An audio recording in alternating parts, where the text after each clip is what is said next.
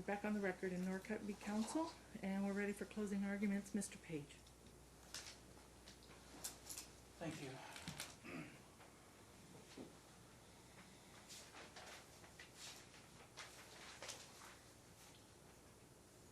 This is now in the grand scheme of things, about the 10th day of trial in this case. Why that's important, I'll come back to it later. The evidence and testimony is that it's undisputed that the tax debt is owed. Mom's testimony is about $15,200. We would call that about $7,600 would be Dad's share of that. It's already stipulated, it's res judicata, it's non-appealable, but it's going to be part of the record. Mr. Counsel has attempted to claim that those monies owed should be offset by some credit card debt. However, that credit card is non-existent per the minutes from Judge Moss from the June 5, 2018 hearing. That's the evidence. Again, that is something else that is res judicata because that was never appealed from. We come to the August 7, 2018 last day of that relocation trial, in which it was agreed that Mr. Counsel would contribute $100 a month to Gavin's college fund for a total of $10,000. The evidence and testimony is undisputed that he has never contributed a single dime to that college fund. Mom has testified that Gavin has been and is enrolled in college. Her testimony is sufficient for those purposes. The amount of time that has passed from that order to today is 33 months.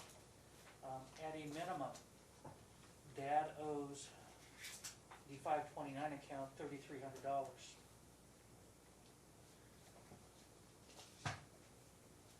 Dad has tried to show various excuses as to why he shouldn't have to pay, etc. However, they only show that Dad's refusal to pay is willful. There is an order to show cause that is on file. This order to show cause was served upon Dad. He knows that knew that it was coming. He has done nothing for him to appear here and show why he should not be held in contempt. In that sense, the burden would be upon him, and he's utterly failed to address that burden as to why he should not be held in contempt. We ask that Mr. Counsel be found and ordered held in contempt. He should be assessed attorney's fees. He should be sanctioned. The amount of the sanction for each payment he fails to make or each day that passes by is up to the court's discretion, and in the case law, the court has a wide range of discretion as to what it wants to do. We will leave that up to the court, taking into consideration Mr. Counsel's behavior and his conduct throughout the entirety of these proceedings. The child support arrears as they currently exist are $7,135.35. I can make it representations of the office of the court that it comes from the martial law child support arrears program. That can be filed separately as a schedule of arrears. But I was on the uncertain as to what to do about it leading up to this, because we're also asking that the child support be modified retroactively based upon Mr. Counsel's fraud upon the court in misrepresenting his income and then getting orders from Judge Moss based upon that blatant misrepresentation as to what his income really is. The request here, and this is a request Judge Moss certainly indicated she was going to and did entertain for here today, so it's an open issue, that the child support modification should be retroactive back to August 1, 2018. The evidence presented here was that Mr. Counsel perjured himself on August 7, saying, I'm not employed, I don't have a job, I can't afford to pay, I need a break. sounds very familiar as to what he's saying here today. We know now, having obtained the records, that when he made that statement under oath to the court on August 7th, 2018, that he was actually working. According to the pay stubs he provided, he started working on July 30, 2018. Not only did he fail to file an updated financial disclosure form, he lied to the court.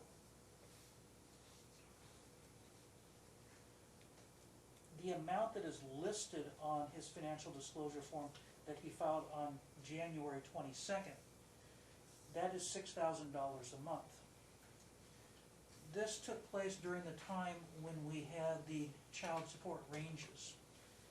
When we look at your presumptive maximum in Nevada for that time period, when the range was $4,235 to less than $6,351, the amount of child support he should have been paying was $800 per month. What Mom is requesting is that Dad be ordered to pay child support based upon what he was actually making, taking into consideration that he committed a fraud upon the court. He should be paying $800 a month. That should be effective August 1, 2018 through to the present. I may have misstated myself on the record. I said that his last financial disclosure form was May 29, 2019. I was incorrect. He filed his first financial disclosure form on May 29, 2018. His next financial disclosure form was January 22, 2019. He hasn't filed an updated financial disclosure form since that time. So his child support from August 1 through to today should be the $800 per month, because we haven't quite hit yet, we're close to it, hitting the 3-year mark for review. As to his request to modify child support going forward, he hasn't filed his financial disclosure form as demonstrated by the evidence in his testimony. The law in this is that before one can entertain financial requests for relief, a financial disclosure form has to be filed. That requirement is jurisdictional, meaning every court is without jurisdiction to entertain a child support modification if a current and updated and correct financial disclosure form hasn't yet been filed. So, Mr. Counsel's request to modify his child support is dead in the water.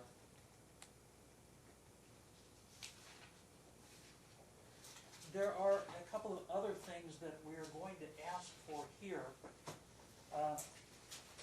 because quite frankly the conduct exhibited previously and over the past couple of days has been concerning.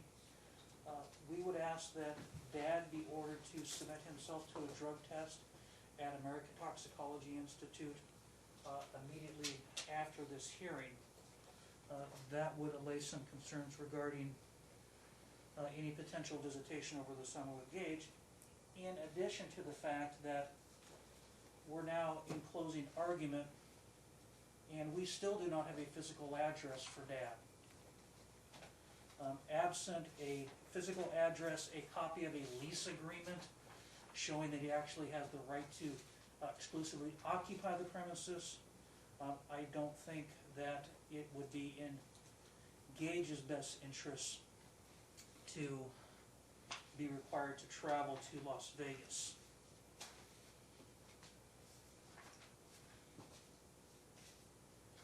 The other issue that we have is attorney's fees. Mom's incurred about $20,000 with me, $5,000 with Mr. Smith, for a total of $25,000. Attorney's fees are mandatory for pointing out the fact that Mr. Counsel has not paid child support as ordered. Attorney's fees are also mandatory for contempt, and he is in contempt for failing to fund Gage's 529 account.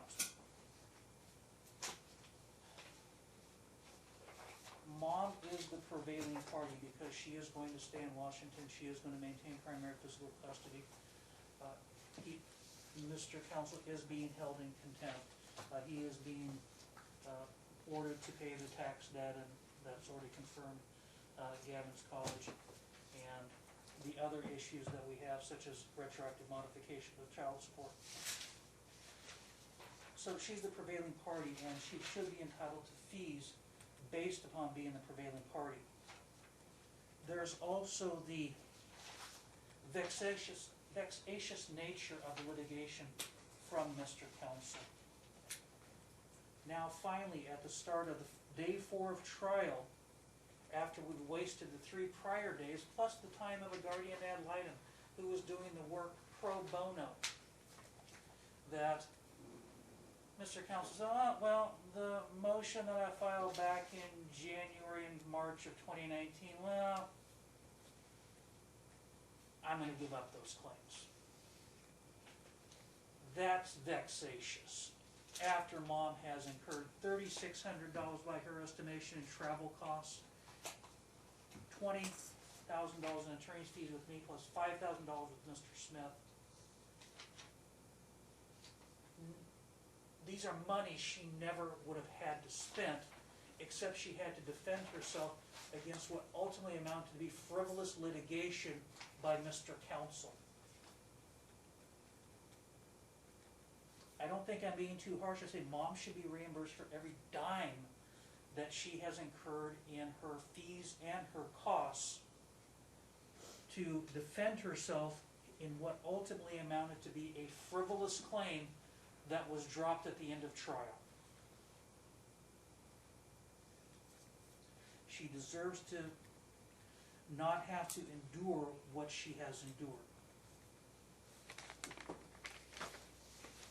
So, in summary, we ask the court to find that the tax debt has been wiped out by Judge Moss, that he needs to fund Gavin's college account, that he needs to be found and held in contempt, that the child support arrears before any modification are $7,135.35 as of June 17, 2021. I'm sorry, Mr. Page, you're hitting the really important stuff. I'd like to, can you take that a little bit slower? You want me to find, number 1, that the tax debt has been wiped out by Judge Moss. Number 2, the credit card debt.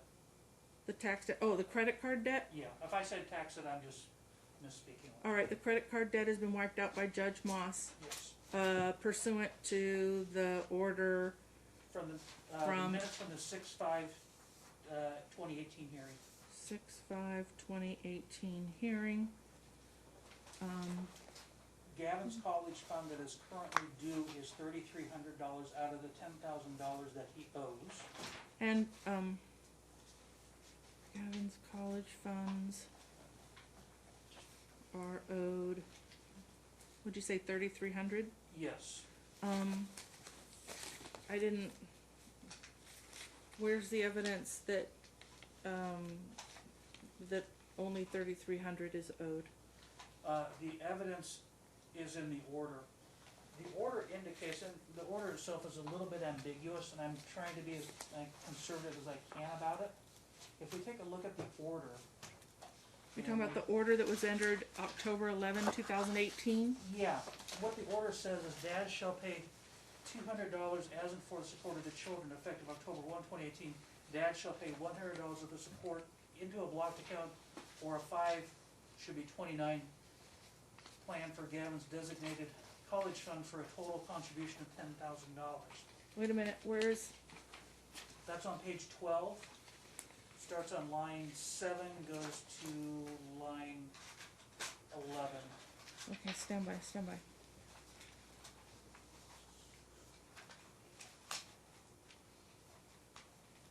Okay,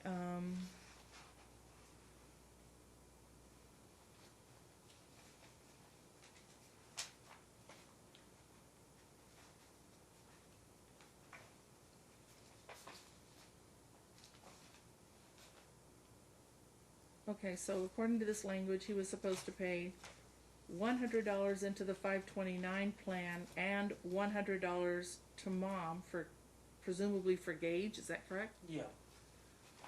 All right, so, That's incorrect, Your Honor.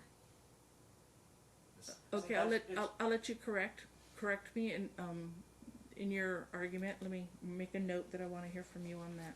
Okay. It's the most conservative way that I can do it. So there's 100 for Gage, 100 for Gavin, but he never paid Gavin. But the total was supposed to be $10,000. If we do this conservatively, which is $100 per month, then we're currently in the 33rd month, so that's $3,300. I didn't see anything that would justify us accelerating that. Thank you. That makes sense. Thank you.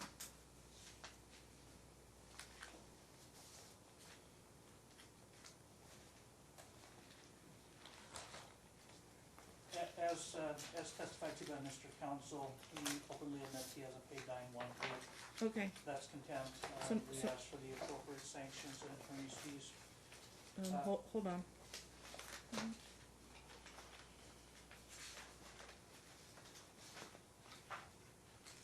All right, so item number 3.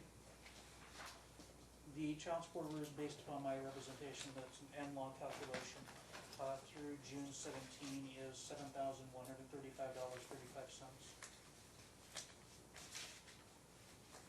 That can be filed separately to verify.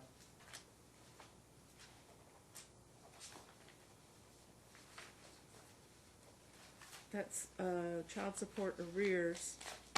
That's At the current amount. At the current amount of $500, and that's not including if I were to make a modification. Correct.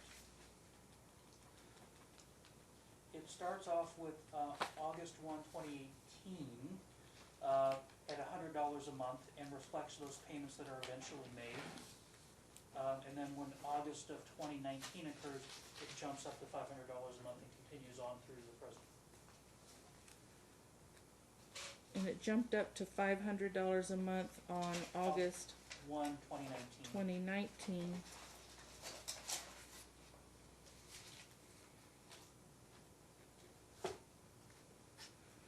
Okay, and that figure that you've calculated does give him credit for the money that he has already paid. Yes, I took the numbers, basically are from this child support enforcement payment chart, and Okay. plugged those in, and that's the number that was the result. Okay, all right. Continue. The next issue is the child support retroactive modification. Based upon the law that was in place at the time, we are requesting that it be set at $800 a month retroactive to August 1, 2018. Again, the basis for that was listed in the exhibits. Well, actually the record, because the last financial disclosure form filed by Mr. Counsel indicated that he started his position at $6,000 a month on July 30, 2018, and then perjured himself in front of Judge Moss by claiming he was not employed.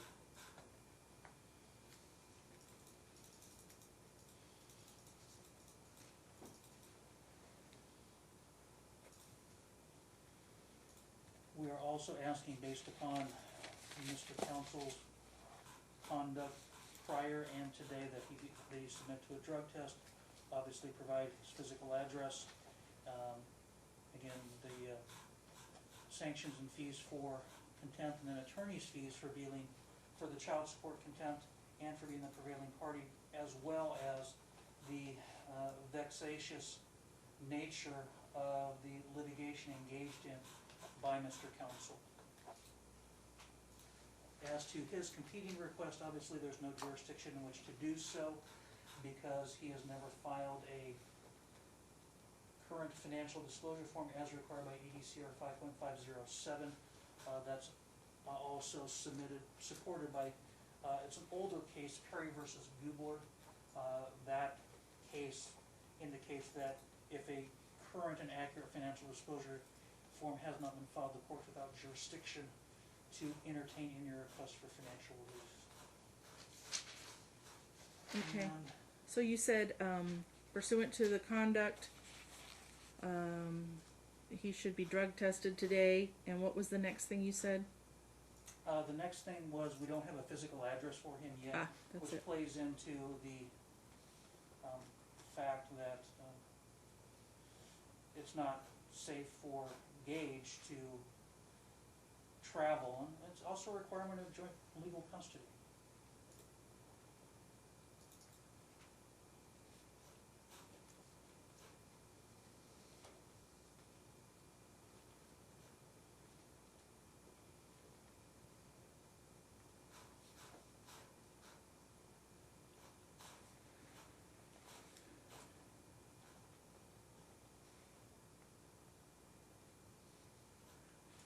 Then we have the, obviously the, kind of repeating myself here, but the fees and the costs for, fees and sanctions for contempt, but we also have the attorney's fees for child support contempt, prevailing party, and for Mr. Counsel being a vexatious litigant. He's unnecessarily multiplied the proceedings and has unnecessarily increased the fees and costs. There should be no real factual dispute about that, particularly when one takes into consideration the fact that at the beginning of day 4 of trial, he decided to drop the primary reason why he insisted that Judge Moss set an evidentiary hearing. It means we wasted the entire prior 3 days.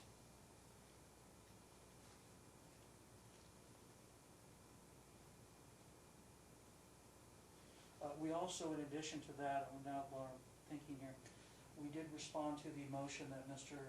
Counsel filed on an emergency basis back in August of 2020, asking for an emergency change of custody, which caused Ms. Cooley to yet again interview Gage, and there Gage concluded that he didn't like being left at the YMCA while his dad worked. He didn't like staying at his dad, and he wanted teenage discretion. He just didn't want to be there.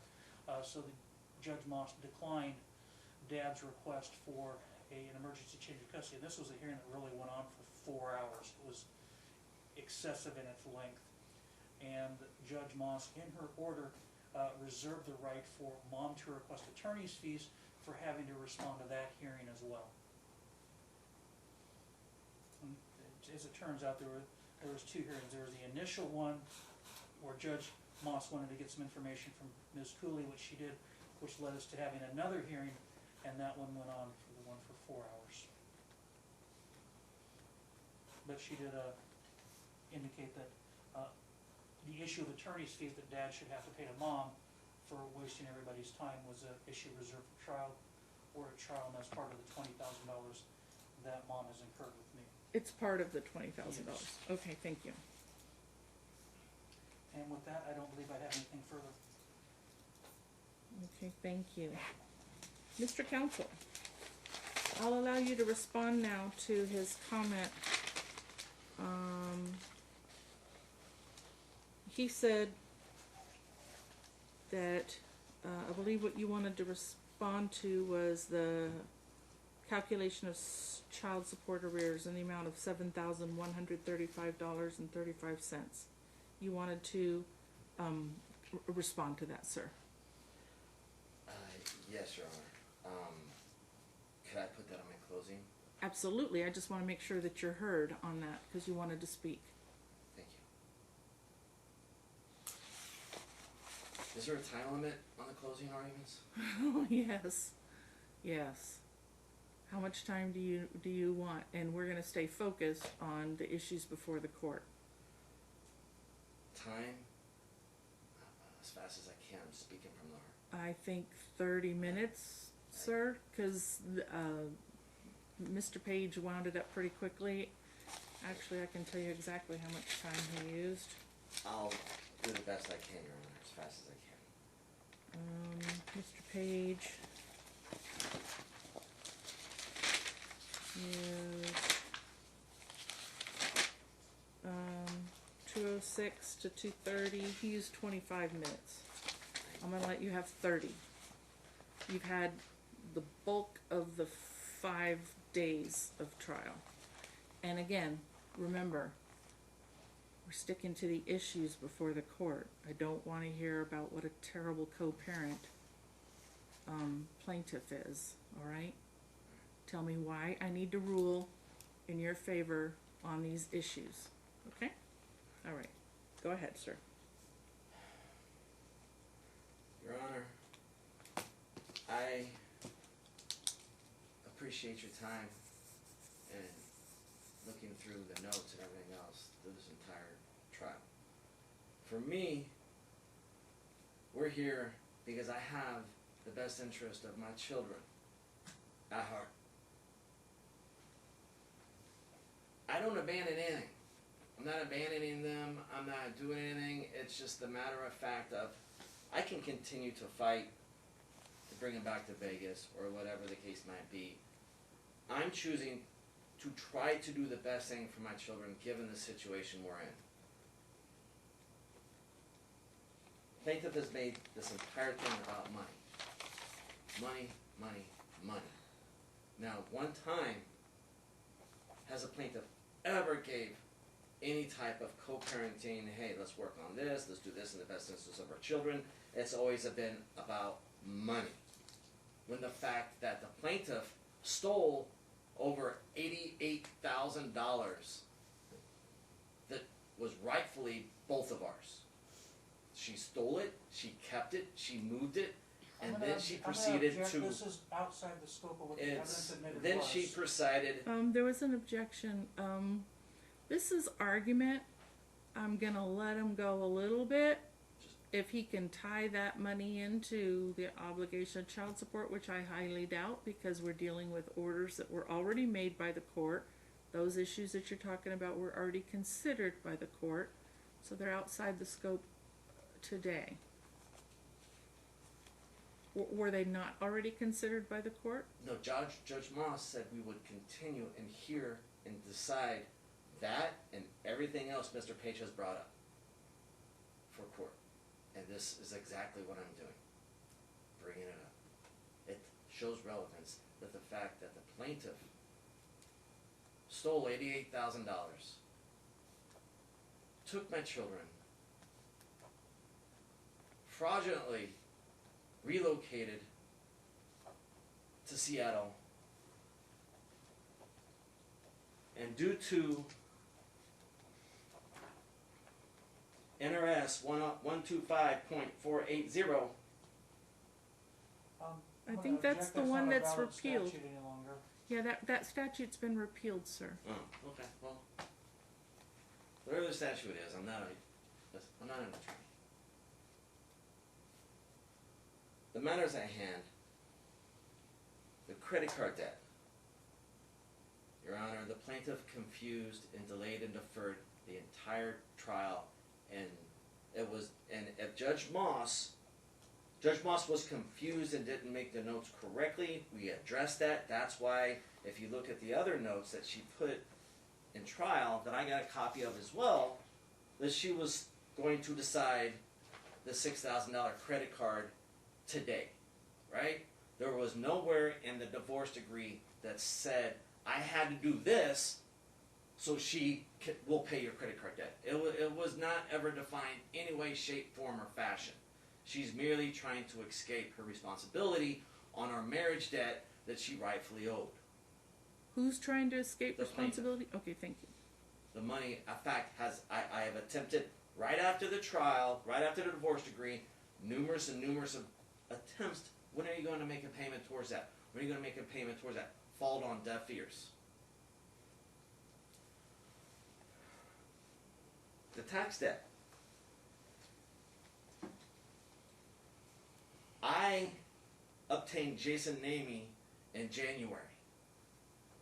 The tax debt was discussed in with a judge that it was a very confusing day for me. That's the day I also terminated Jason Namey and talked to Moss after that. She was not present. Another judge was there. It was like, I don't know the date of it, Your Honor. Oh, it was a different date? Judge Moss was not present? Judge Moss was not there. I believe it was Judge Ames, Jack Ames. Possibly, I don't Senior judge. Yes. He was there, and Jason Namey. It was like a 5-10 minute thing. I didn't know what was going on. And I told Jason, hey, he spoke out of context, and then I released him of his duty shortly after that. And then I asked the plaintiff for documentation on the tax deck to prove those numbers, because I've never saw it, I didn't see anything from the from the IRS saying that these were the fees, this is what's due. I never saw that. And I asked the plaintiff for documentation on that. It was never provided. So the tax debt could have been made out of thin air, said this, this, and this, but there was no proof of it whatsoever that I could recall.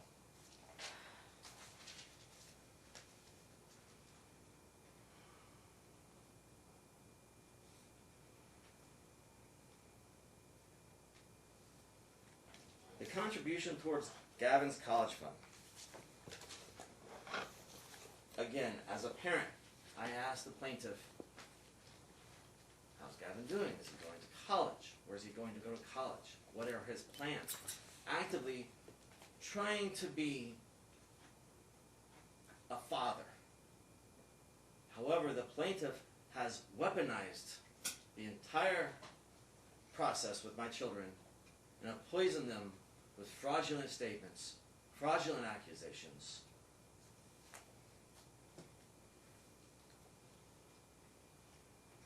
And it's totally poisoned my children against me.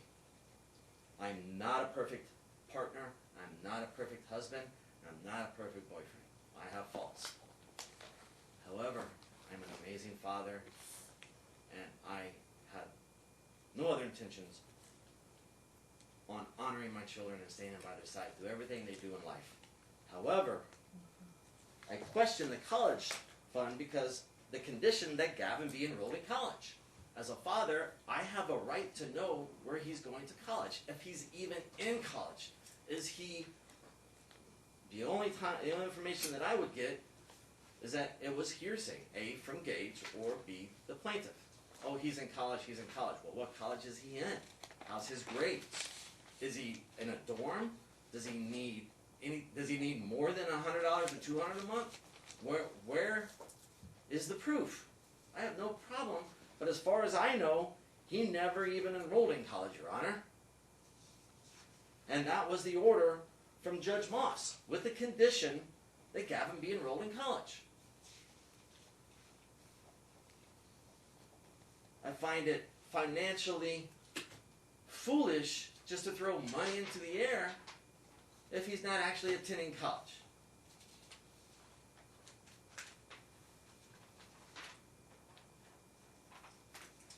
To this date, the plaintiff has not submitted any supporting evidence that Gavin is actually enrolled in college.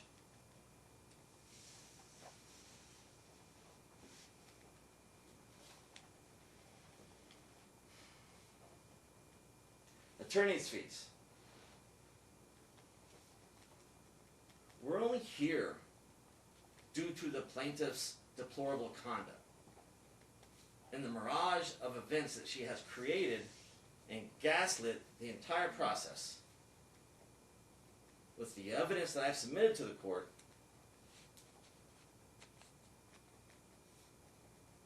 should be justification in its own on even relocating. However, Mr. Page keeps making unprofessional statements, jabs at me through the entire process when I have done nothing but had my children's best interest in mind the entire time, conducted myself professional, responsible, and as a loyal, loving father. I find it humiliating and embarrassing that they would stoop to the fact of a drug test. Your Honor, I do not use any illegal drugs whatsoever, nor have I ever. It's embarrassing and it's a disgrace that would even be brought up. That is not even in the scope today, and it serves no warrant whatsoever.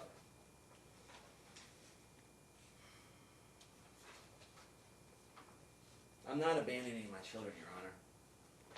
And my objective is to co-parent with Mrs. Counsel, Ms. Norcutt, as much as possible in a productive way, and I've proved that with numerous of positive messages through Talking Parents and Family Wizard, only trying to do the best thing for them, or work in hand conjunctively with Mrs. Norcutt.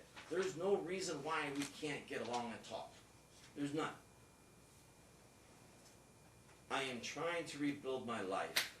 However, the plaintiff's deplorable conduct, the fraudulent claims, the fraudulent statements, the personal attacks that are not needed nor warranted to this entire time, it is completely unnecessary. It proves and demonstrates to the court that the plaintiff's objection or objective is to just abolish me from any rights at all as a father and just try to get a paycheck out of it. I'm not a bank, Your Honor. It's wrong, and it should have never happened in the first place. I'm attempting to relocate to Seattle, but be close to my children. And by obtaining employment up there is what I've been trying to do in other regions closer than Vegas. It's obvious that the plaintiff will never agree to what I feel would be the best thing, nor is she receptive of me being a father or positive role model in either one of the children's life. I'm saddened and disgusted by her choices and behavior towards me personally when we can't set matters aside and just do the best things for our children.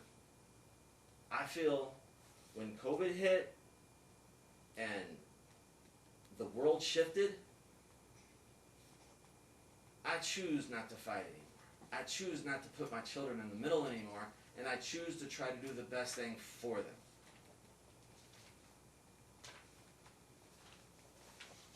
While maintaining an active role in their life. Because what was supposed to be ordered, and what was supposed to be happen in the condition of the relocation, has not, Your Honor.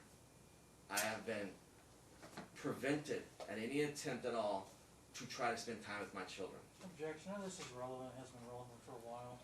It's very relevant, Your Honor. Due to your stabs and saying I am abandoning, I am not abandoning. I'm trying to... I'll let you go. Thank you. You've got 15 more minutes. Employment. Your Honor, yes, I was employed at MedMint. However, with cannabis becoming legal, the Board of Taxation was dismantled due to their frivolous behavior, improper paperwork, and the processes they did with agents that hold an agent card. Due to the Department of Taxation, I was not able to obtain an agent card for that period of time. I understand you're letting them go, but none And of this... Now you're testifying, and all of the evidence should have already been brought up in the testimony. So everything that you're saying now, you're explaining different things that you should have brought up during testimony. Right now is closing argument, and you're supposed to explain to me now how all of the information that you gathered in the testimony and through the evidence, how that supports me finding in your favor. Understood. Okay, but we never even talked about the Department of Taxation. This is the first time you brought it up, so it's improper to bring it up now during closing arguments. Closing arguments has to bring together how all of the evidence fits in to support the claims that you're asking the court to decide in your favor. Understood. I was not able to have an agent card, which prevented... Well, no, it just, you just picked up right Okay. where you left off. Alright, well, I was...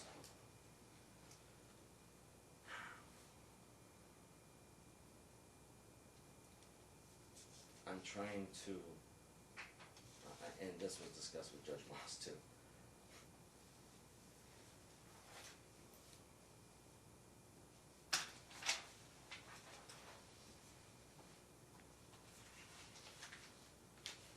And there was, yes, so I was unemployed due to situations that were out of my control. And then once I was able to obtain employment, I made payments timely and responsible as fast as I could, even offered to make extra payments to catch up on it with the DA's office.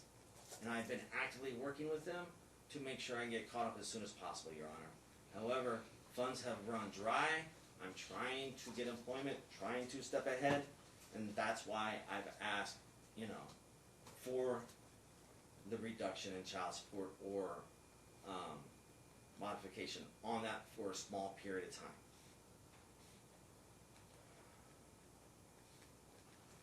The attorney fees would have never happened if Mrs. Norcutt could have just co-parented and just done what she promised to do. She has not held her end of the bargain up, and that is very disappointing and does nothing but inflict pain and suffering on my children and myself. I would hope that Mrs. Norcutt would productively work together to raise a young man that needs his father and needs his mother in his life equal amount of time.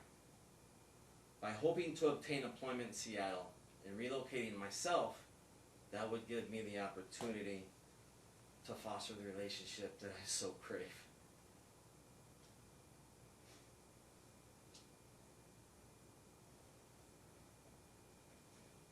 I just want to do the right thing, Your Honor. And the right thing would be to allow a father to be a father and a mother to be a mother. I could have argued the whole relocation thing and forcing him to come back to Vegas and everything. I feel in my heart it's time to let him settle in. If Mrs. Norcutt is not going to agree to put him in Gorman, well then, I support him if he wants to stay there and go to high school there. If his grades are improving, because they have been really bad, Your Honor. If his grades are actually improving, as a father, I would step back and give him the opportunity to see if he can continue on.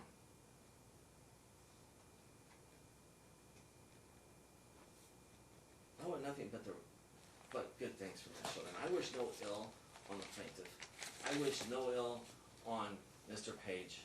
I try to conduct myself as professionally as possible, and not being a lawyer or an attorney. I've climbed this mountain by myself, and I wouldn't do it without a solid, good reason in my heart. I got evidence all over the place. The plaintiff has as evidence. It's just, to me it just comes down to something simple. A little boy needs his dad. And at all costs, if I have to move closer to him because his mother will not co-parent with me, I just hope that moving closer to him may serve an opportunity where we can just put the past behind us and grow. That is why I am not getting residence in Las Vegas, because A, I don't want to make that financial commitment when I would like to move closer to my son.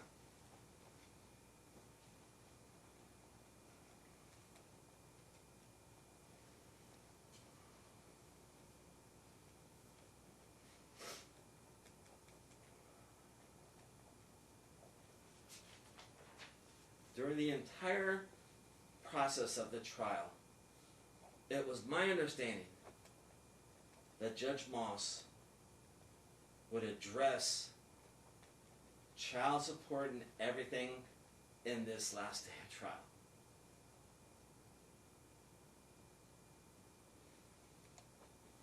On the order from August 7th, 2018, was the effective date 10/1/2018 that I should pay the $500 a month. I did that as soon as I possibly could, Your Honor, as fast as I could with what I had. When everything that I knew was ripped out right underneath my feet.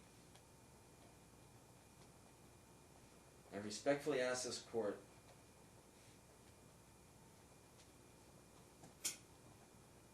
to look at all reasons, all issues, and there are extenuating circumstances that do affect financial decisions in the matter. I hope to be able to be closer to my son by August, by September even, hopefully by the time he starts school. That is my main goal. And I asked the plaintiff if I can get closer to Gage, then maybe she can put the past behind us and let me mend whatever has been broken. I don't have the financial resources to pay what Mr. Page is claiming. My behavior during the entire process has been professional, respectful, and honorable.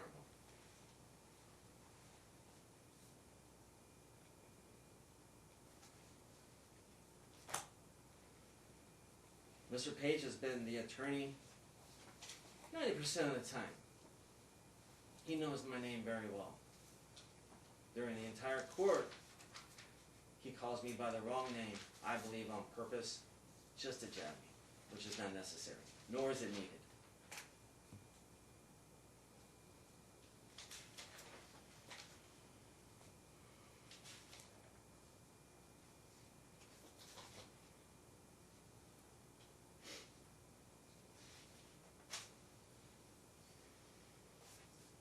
If Gavin has been in college, and he's going to attend college, and I gladly support whatever college he's going to, the education destination he chooses. I would just ask that maybe someday we could mend our meds. Again, I have not provided anything.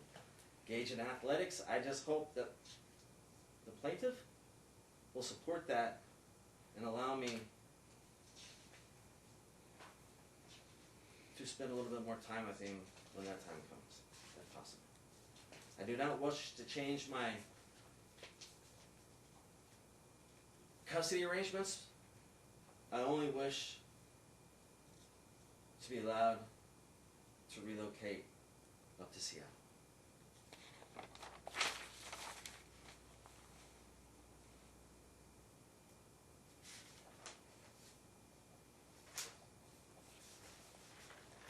Gage has, when he comes home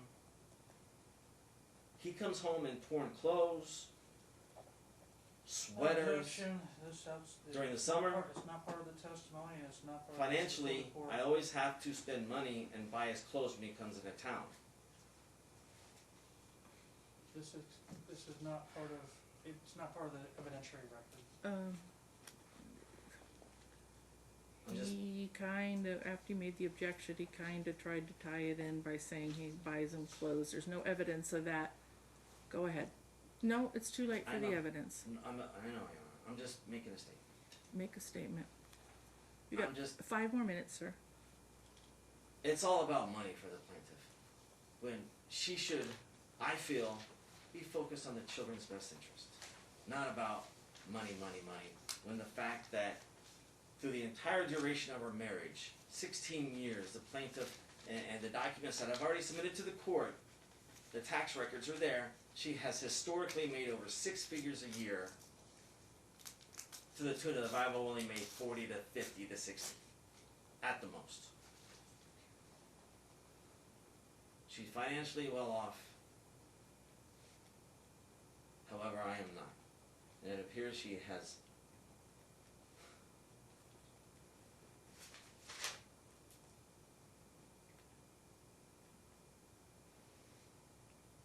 not kept her side of the fence clean. Your Honor, I have no problem keeping my side of the fence clean. I intend to do that all the time.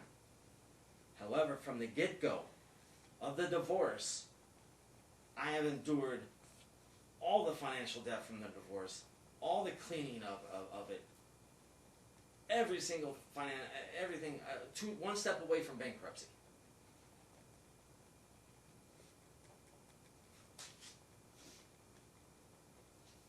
If the plaintiff would have done what the court asked her to do, we wouldn't be in this situation today. Your Honor, I respectfully request in your decision that you please take a moment and look at Judge Moss's notes, the overall picture of the entire trial, and understand that I am not abandoning my children. I just choose to try to do the right thing, and I hope that this is the right thing. It's my way of keeping my side of the fence clean and showing some effort.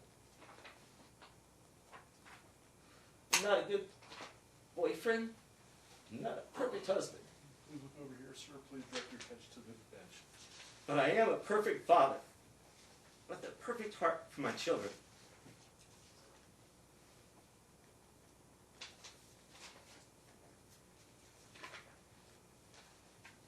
I am not an attorney, nor do I know the law like you, Mrs. Mercer. Your Honor, Mercer, Your Honor. please. Mr. Page. There's certain situations that have prevented certain things that may be construed certain ways. I have no other intentions of trying to better myself and better half of my family.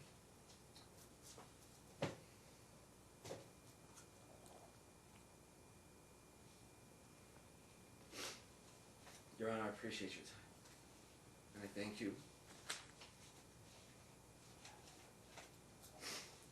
That's all, Your Honor. Thank you, sir. Mr. Page, Um, you get the final say. Thank you. Wait, He doesn't really address the tax, other than say he doesn't know what the amount is. As part of our 16.2 production two, and he has it as part of the original exhibit book that we have with Judge Moss, and that if he wants to verify the amounts again, he's more than welcome, so I can hand it to him. the amounts of what, sir? The tax debt, Oh, he's been given this information before, what exhibit are you talking to Oh. about? but it was previously submitted to Judge Moss. But if he wants to verify what the amount is, we can certainly verify it to him, because he's been given it before. What's the exhibit that you're referring to? Oh, it was the original exhibit book that we had with Judge Moss, which was Exhibit 11.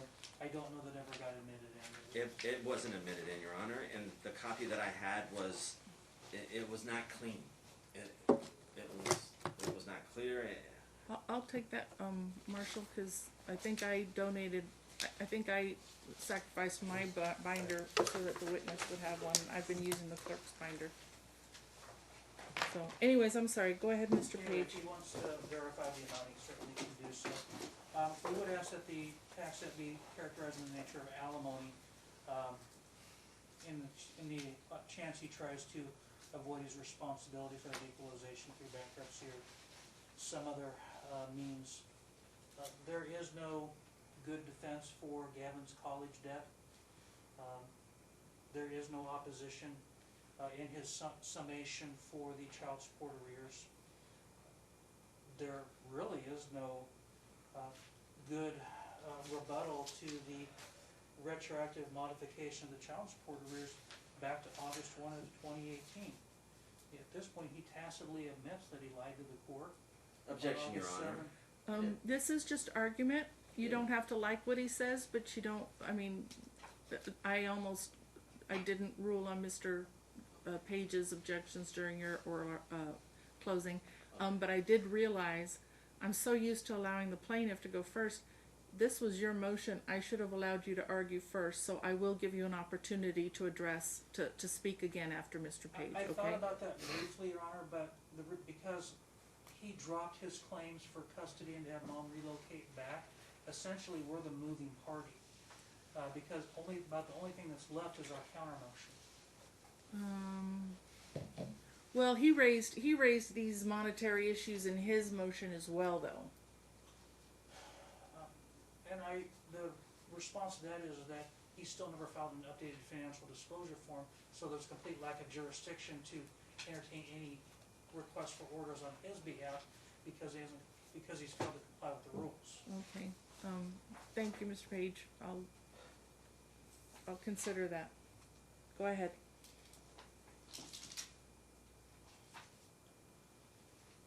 So there's really nothing other than a tacit admission that he was in fact working effective July 30, 2018, when he perjured himself in front of Judge Moss on August 7th that he was unemployed, when obviously that was not true.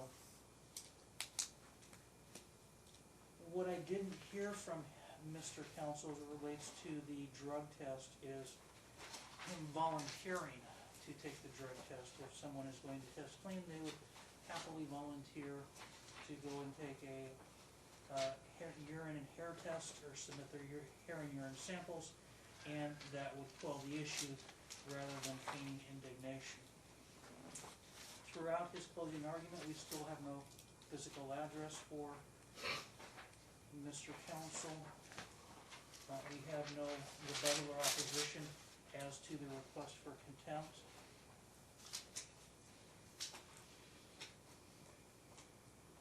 Mr. Counsel still hides behind the idea that Ms. Norcutt somehow has not co-parented with him, yet he ignores the fact that on the beginning of day 4 of trial, he completely drops his claim to have her returned to Nevada, completely drops his claim to change custody. So that in and of itself would merit Mom being awarded attorney's fees as the prevailing party, because Dad, by dropping the claim, didn't have adequate cause to proceed forward with the case in the first place, and that is something for which Mom should be made whole. And with that, Your Honor, I think I addressed it sufficiently in my closing. I have nothing further. Thank you. Okay, Your Honor, last few words, Mr. adequate Counsel. cause, Your Honor, Mhm. I could stand up here and continue to fight like I stated. I feel that sacrificing my own wishes, my own selfishness for my children's, like, better well-being, to disrupt their current life, where they're at, and moving into high school less than, like, a few weeks away, or a month, is not in his best interest. COVID happened, the world changed. I'm putting my children first. I truly believe that. Physical address, Mr. Page, again, I've addressed that multiple times. I'm trying to relocate, move closer to my children, so it would be financially foolish for me to even attempt to try to get residence here when I want to leave. Contempt, I feel my heart, I'm not contempt at all. Judge Moss clearly stated that we would continue discussing the monies owed to me after the minutes that Mr. Page is referring to through trial. As soon as I was able to have employment, it was my first and main objective to make sure that anything was owed. I tried as fast as I could. And Gavin in college, again, it clearly states with the condition that Gavin be enrolled in college. I have asked the plaintiff multiple times, where's Gavin going to college at? How's his grades? What's he choosing to do? And I've never got a single response. Gage admitted to me that he's not even in college, he's still living at home.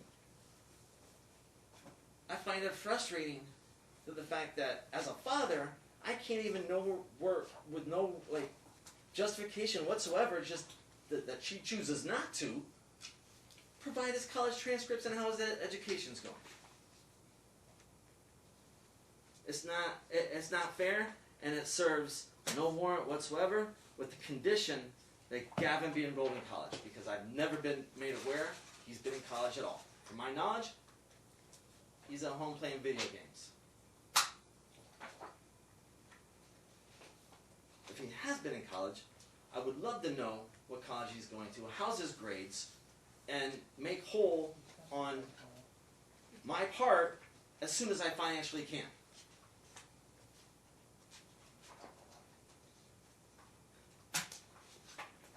Drug test, Your Honor, it's disgrace. There's no reason whatsoever. They're picking, they're nailing, they're just trying to. humiliate me or make me jump through more hoops at all. There is no reason whatsoever I should have to be subjected to that humiliation.